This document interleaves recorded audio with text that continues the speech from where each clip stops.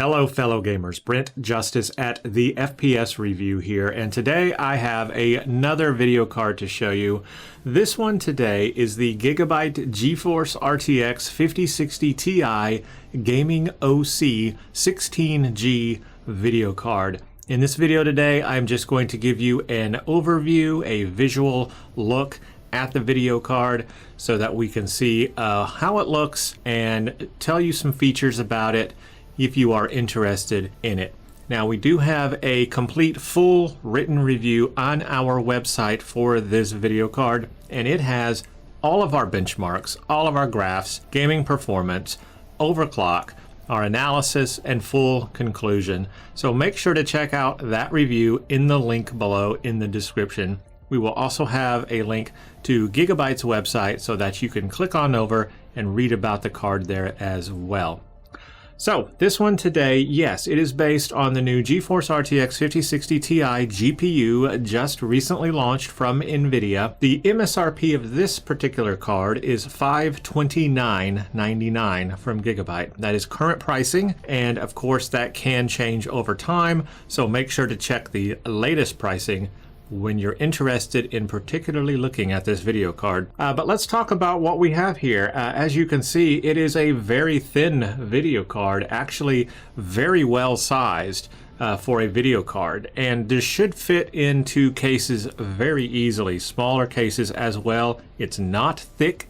It is not a very thick video card, so it should fit very well. So in GIGABYTE's lineup of video cards for the GeForce RTX 5060 Ti series, this is the Gaming OC line, and this sits just under their highest end model, which is the Aorus Elite models. Now in the Aorus Elite, GIGABYTE has just the 16 gigabyte version. But in the Gaming OC that we have here, there are both an 8 gigabyte and 16 gigabyte versions of the RTX 5060 Ti.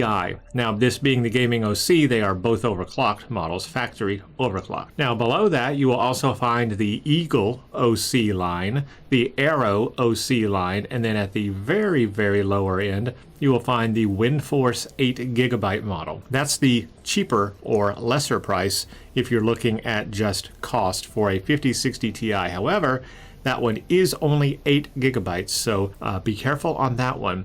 16 gigabytes, pretty much what you want for a GeForce RTX 5060 Ti. And this one, again, $529.99. So before we jump into the card and talk about the features and specifics here from GIGABYTE, let's talk about the GeForce 5060 Ti just a little bit and briefly go over some of the specs if you are not aware. The 5060 Ti sits just under the RTX 5070, brand new GPU series from NVIDIA this year, and that is all based on the Blackwell architecture, this being the GB206 die that this is based on.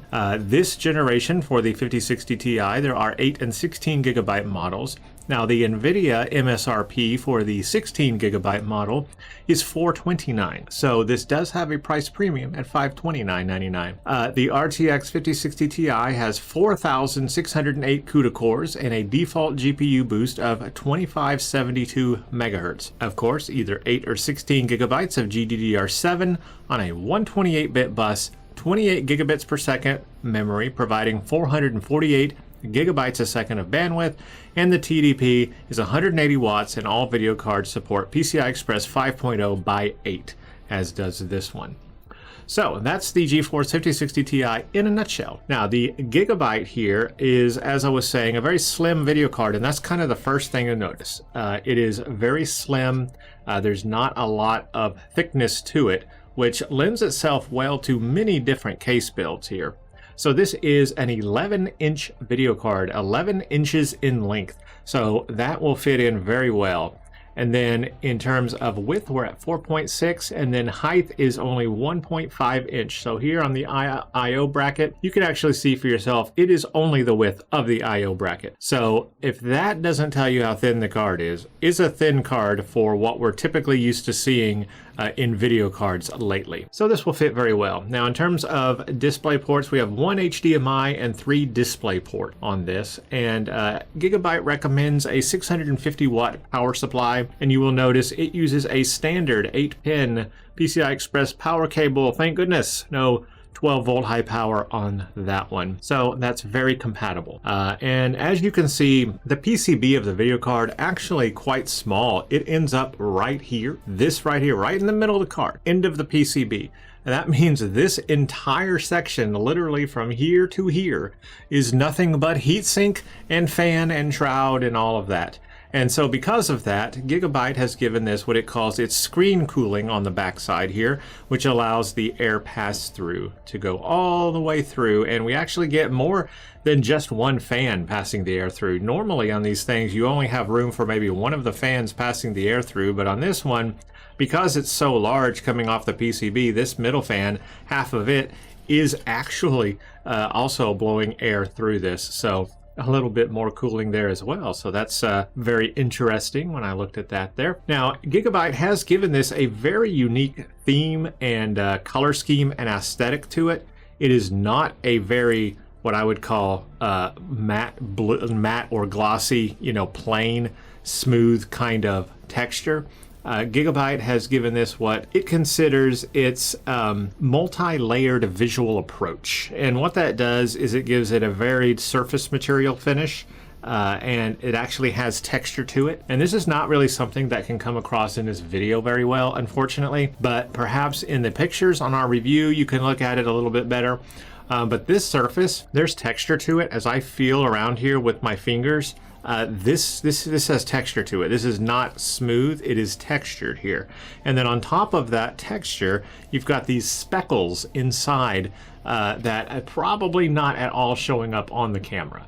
But if you check out our pictures on our review, you might see that a little better, or on Gigabyte's website, you can see those speckles in there, and that just gives it a little bit of flair on here. Now, one could consider this a monotone color scheme, being that it is all a very similar color. But the way that Gigabyte has the shading in here, all the shading of it, actually looks pretty good. When you look at this in person, it's hard to describe and put it in words how it feels, but it has a very, very sleek and a very industrial look in a way, but not so industrial. It's just a nice look overall. And honestly, if I were putting a video card in a computer, you know, this will fit very well with any theme that you're going for, honestly. So that's the overall look of it. You'll see something unique up here, and we're going to talk about that in a minute. This uses Gigabyte's WINDFORCE cooling configuration. So the 3 fans here, this is the whole thing, the heatsink, it's called the WINDFORCE cooling.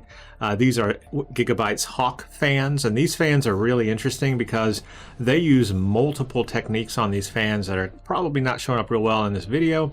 But you've got strips, lifted edges, and tiny surface mounds on these fans, which help to give better airflow, reduce turbulence, reduce noise, all of those things which you typically hear. But Gigabyte has put a lot of different things on these fans to achieve that, and I can attest to it. They do run very quiet, actually, and this video card remains very cool when running as well, even when overclocked. So it works. I guess it works. And they are alternate spinning fans. A couple of them spin alternately to reduce turbulence there as well. So that's part of it. Yeah, really, really neat design. Let's talk a little bit about some of the cooling, continuing on the cooling, the heatsink. It uses a really unique system here. Gigabyte has a conductive gel. So instead of traditional thermal pads for the MOSFETs and the VRAMs, this uses a conductive gel that is apparently superior to thermal pads according to Gigabyte. It also can help resist deformation. It allows the gel to basically form around the components better and also resist that permanent deformation the longer that it's together. So that's interesting that gel is used there. And then we have, of course, the large heatsink with copper base plate that makes direct contact with the GPU, and we've got composite copper heat pipes as well coming off of this. And yeah, that's really cool. This does have RGB on it, so it may be a little bit hard to see here, but this right here is RGB. So under this is a light. The Gigabyte does light up on this, but check this out. This video card has a little bit of a party trick. We can take this here, we can slide this sideways. Yes, slide that sideways, and you can see some RGB strips under here. So that is called a sliding plate. And basically it changes between showing this standard looking RGB in a system and just having something that looks more standardized in a theme or a build. Or if you want the Gigabyte logo to actually light up, you just slide that back and it snaps into place and it shows up the Gigabyte there. That's actually really neat. So you have two different kinds of options for RGB showing there in your case if you have like a case window. The only thing I would add to this or have the function of, I think would be maybe a better addition to this would be having this also turn the LED on or off. Now you can do that in software, but it would be cool to have it on the card as well, that if you somehow slid it over, it would like shut something off. There would be like an option to turn off the RGB from a hardware perspective. But otherwise, beyond that, it's a really interesting idea. It would be really interesting also if you could change these plastic parts out here, maybe 3D print your own and be able to like change out the design on that. Of course, you would be very limited in what kind of things you could put in that space, obviously, but just some food for thought there on maybe future generations from now, what could be possible on video card that has something like this. Just an idea, putting that out there. Anyway, sliding thing here. Sometimes it's a little hard to grab. I've noticed that if you grab it right here, it's okay. And then you push it right here. That seems to work okay. But if you try to push it from the corners, that kind of hurts your fingers a bit. And sometimes you can't really pull it from here. It's not real easy. So sometimes grabbing onto it's a little difficult, but it's probably something that you'll set once when you're building your computer and then be done with it and just leave it in that position. But that's an interesting kind of feature, just kind of separates video card a little bit from other video cards. So yeah, I wanted to mention all of that. Now all the RGB is controllable in the Gigabyte Control Center software, which also allows you to control the fan curves and fan speeds, as well as update firmware as well from there. So there's a lot of functionality in there, and overclocking, which we're going to talk about here in a minute. But yeah, Gigabyte Control Center, so that software is available for that. It's got a full metal backplate here, very nice design here. This actually looks quite good. This also has a dual BIOS, a little hard to see here in the video, but right here is a switch. There is a switch, performance or silent mode. It's in performance mode by default. But that switch is there. Now, of course, you can just still use software to control all of that as well. Overall, this is a really nice design. Again, I just like how slim it is. Fits really well in the hand, fits really well in a case. Yeah, good design overall. All you need for a GeForce RTX 5060 Ti, if that's what you're looking for. But let's talk a little bit about the overclock now, because this thing did overclock pretty darn well, considering that it is a very slim video card. So using the Gigabyte Control Center, we got the power limit is increasable up to 20%. So you can increase the power limit up to 20% on this. That's not the highest we've seen, but it's high enough to get the GPU boost there and not be real power limited with this. You are silicon limited, silicon lottery limited rather than power limited, even with this video card here. Voltage, however, was locked out for us, so I feel if we were able to increase the voltage, maybe that's where we would get into power headroom issues, but since we weren't, we had plenty of power headroom at 20%. We managed to push the GPU overclock boost up to 2947 on this, and that is compared to the default, 2572. So pretty good overclock on that. Now the actual in-game frequency is of course higher than that.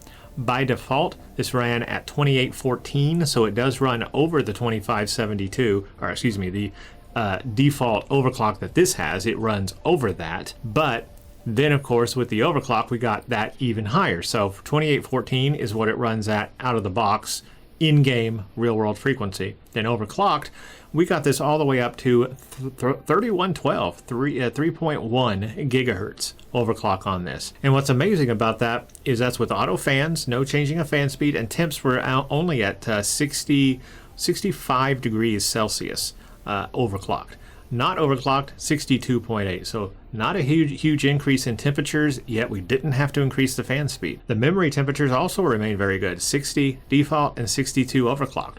we got the memory up to 30 gigabits per second. So the overclock on this helped quite a bit. It helped the GeForce RTX 5060 Ti separate itself more from the previous generation 4060 Ti. I would say that overclocking does benefit the 5060 Ti and put it to where it should be.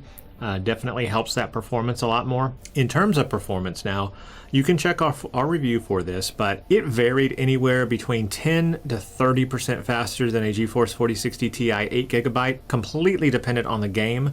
There were a couple of lower games that were in that 10 or 15% range, but then there were some that were in the 25, all the way one game that was 30% faster.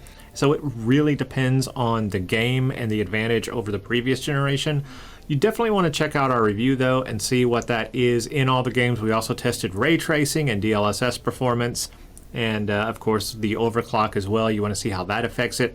We have a GeForce RTX 4070 in the review as well, and AMD equivalents that are available right now for that as well. So check all that out in the review, because you'll be interested in that if you're interested in a GeForce RTX 5060 Ti. As I mentioned, this is the 16 gigabyte model. I would not get anything less than a 16 gigabyte model in the GeForce RTX 5060, full stop. 5060 Ti, I should say, full stop. Yes, you want to stick with 16 gigabyte, and of course Gigabyte has those offerings all up and down the lineup except for the very base model WINDFORCE 8 gigabyte model, but otherwise all of the other models are 16 gigabytes, or they have 16 gigabyte variants. You will pay a price premium for that, but I would not go less than 16 gigabytes. That is pretty much it. So yeah, once again, this is the Gigabyte GeForce RTX 5060 Ti Gaming OC-16G, MSRP $529.99, a $100 price premium currently over the base MSRP from NVIDIA. And of course, check prices, you know, as time goes on, because that can and probably will vary over the course of time. So keep that in mind and check that out as things continue. If you're looking for a GeForce RTX 5060 Ti, the Gigabyte GeForce RTX 5060 Ti Gaming OC-16G, I think it's a really great option because of the size. It's just, I mean, such a slim and light video card. Feels good in the hand, feels like the right size kind of video card, you know what I mean? So if you're interested in a 5060 Ti, you definitely want to check that out. But this was just an overview video. We wanted to give you a video to show you what the video card looks like. If you're interested in it, give you some good views on it.